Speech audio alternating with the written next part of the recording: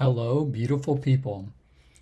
So in this video, we are going to spice up a mock-up using Artboard Studio plugin for Figma.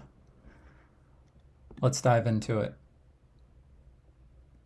We're going to go to the Figma dropdown plugins and find more plugins.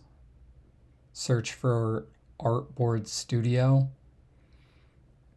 Sign up for a profile and then populate your API key.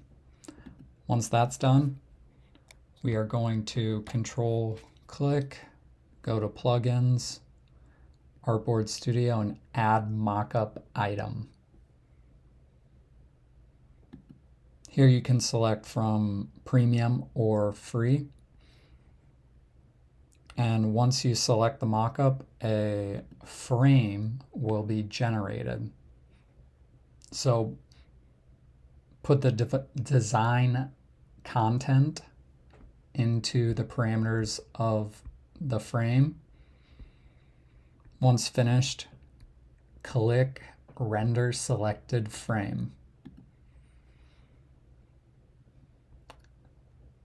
And then it'll generate within the parameters of this iPhone. Thank you so much.